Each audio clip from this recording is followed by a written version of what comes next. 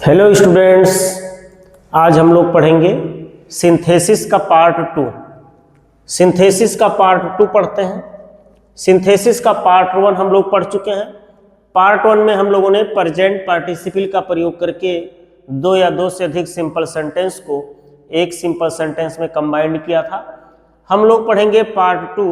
Part 2 में पढ़ेंगे past participle का प्रयोग करके दो या दो से अधिक सिंपल सेंटेंस को एक सिंपल सेंटेंस में कैसे कंबाइन करते हैं। ठीक है। इंटरमीडिएट के एग्जाम में, बोर्ड एग्जाम में इस तरह से प्रश्न अक्सर पूछे जाते हैं।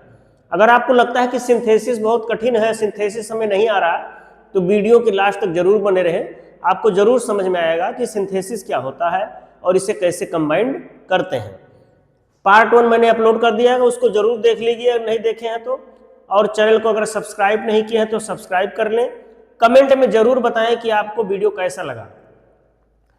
पास्ट पार्टिसिपल क्या होता है? वर्ब का थर्ड फॉर्म। वर्ब का थर्ड फॉर्म जो होता है उसे पास्ट पार्टिसिपल कहते हैं। वर्ब के थर्ड फॉर्म को हम पास्ट पार्टिसिपल कहते हैं। यहां पे वर्ब का थर्ड फॉर्म किस रूप में कार्य करेगा? एडजेक्टिव के रूप में। अगर वो पहले से ही एडजेक्टिव है तो कोई दिक्कत नहीं, अगर वो वर्ब का थर्ड फॉर्म है तो वो भी वहां पे एडजेक्टिव का कार्य करेगा। ठीक है। अब इसमें हम कैसे जानेंगे, कैसे पहचानेंगे कि दो सेंटेंस लिखे हुए हैं, हम कैसे पहचानेंगे कि इसमें प्रेजेंट पार्टिसिपल का प्रयोग करें या पास्ट पार्टिसिपल का प्रयोग करें? ठीक है। तो हम सबसे पहले सेंटेंस को पढ़ेंगे। लिखा I found my pen, it was lost. Present participle में क्या होता था? दोनों का सब्जेक्ट सेम होता था। प्रेजेंट पार्टिसिपल में जब हम कंबाइन करते थे प्रेजेंट पार्टिसिपल का प्रयोग करके, तो दोनों का सब्जेक्ट सेम होता था। यहां दोनों का सब्जेक्ट सेम नहीं है। यहां पे जो हमारा ऑब्जेक्ट है उसकी विशेषता बतलाई गई है। दूसरे सेंटेंस में जो हमारा ऑब्जेक्ट है उसकी विशेषता बतलाई गई है। I found my pen, it was lost. Pen की विशेषता क्या है? लॉस्ट, खोई हुई। यहां पे वर्ब का थर्ड फॉर्म है। यहां पे आपका वर्ब का थर्ड फॉर्म है। जब कंबाइंड करेंगे तो लॉस्ट शब्द, पेन की विशेषता है लॉस्ट, ये लॉस्ट शब्द आपका एडजेक्टिव का कार्य करेगा। तो इसीलिए हम कहते हैं पास्ट पार्टिसिपल का प्रयोग करके, यानी कि पास्ट पार्टिसिपल जो वर्ब का थर्ड फॉर्म है वो एडजेक्टिव का कार्य करेगा। तो इस सेंटेंस को बोलेंगे I found my lost pen. I found my lost pen, मैं अपना खोया हुआ कलम पाया। ठीक है। यहां सिंपल सेंटेंस हो गया। अगर नहीं पता कि सिंपल सेंटेंस क्या होता है, यहां पे एक ही फाइनाइट वर्ब है। क्या है? एक ही फाइनाइट वर्ब है। दूसरा सेंटेंस है I met the headmaster, he was writing something. मैं हेडमास्टर से मिला, वह कुछ लिख रहे थे। तो हेडमास्टर साहब बिजी थे कुछ लिखने में, कुछ लिख रहे थे, तो राइटिंग समथिंग ये इनकी विशेषता है। ठीक है। हेडमास्टर साहब की विशेषता क्या है? Writing something. तो इसको कैसे कंबाइंड करेंगे? ये देखिए, हेडमास्टर का मतलब ही वाज राइटिंग समथिंग, वो कुछ लिख रहे थे। तो I met the headmaster writing something. Writing something, मैं हेडमास्टर को कुछ लिखते हुए मिला, यानी कि हेडमास्टर साहब कुछ लिख रहे थे जब मैं उनसे मिला। तो I met the headmaster writing something. ठीक है। यहां पे राइटिंग समथिंग एडजेक्टिव का कार्य कर रहा है। किसका कार्य कर रहा है? एडजेक्टिव का। अगला सेंटेंस है Brijesh lost his book, he searched for it. ठीक है। ब्रिजेश ने अपनी पुस्तक खो दी, उसने इसे ढूंढा।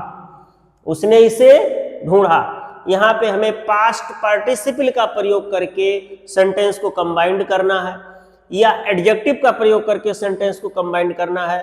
तो हम क्या करेंगे? देखिए, बुक की विशेषता खोई हुई, इसको दो तरह से कंबाइंड कर सकते हैं। लिख सकते हैं ब्रिजेश लॉस्ट हिज, खोई हुई पुस्तक को ढूंढा, तो खोई हुई तो है नहीं। तो ब्रिजेश, अगर ऐसा नहीं लिख सकते कि Brijesh lost his searched book, गलत हो जाएगा।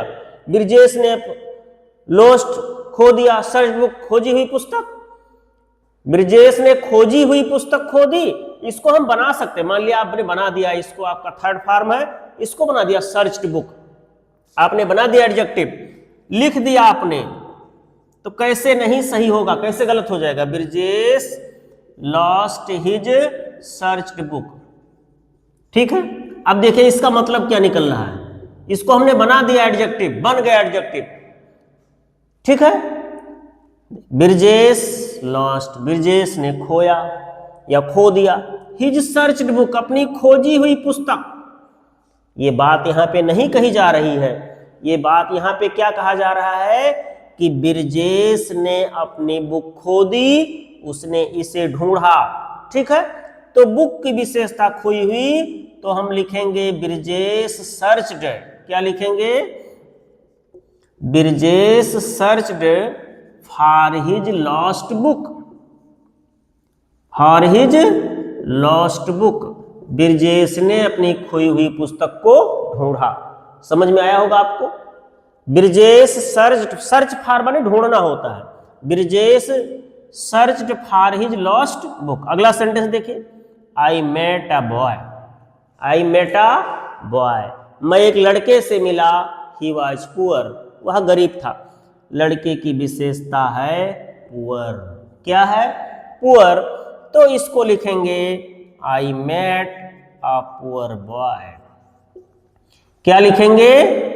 आई मेट अ पुअर बॉय। ठीक है, अगला sentence, I bought a book, the book was interesting, I bought a book, the book was interesting, मैंने एक पुस्तक खरीदी, वह पुस्तक रुचिकर थी।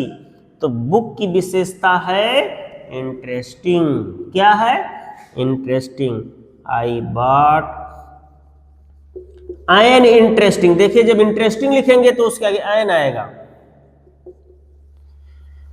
आई bought an interesting book, I bought an interesting book. अगला सेंटेंस है, I found my pen, it was costly, I found my pen, it was costly, मैं अपना कलम पाया, यह कीमती था। कॉस्टली शब्द एडजेक्टिव है। क्या है? एडजेक्टिव। पेन की विशेषता बतला रहा है, तो I found my costly pen, I found my costly pen. ठीक है, जरूर आपको समझ में आया होगा। अगर कहीं कोई दिक्कत होती है तो आप कमेंट में जरूर बताएं। अगर आपको समझ में आता है, अच्छा लगता है, तो भी कमेंट में बताएं।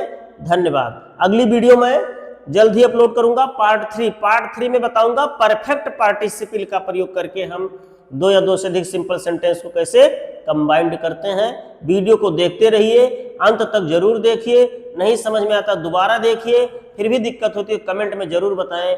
धन्यवाद।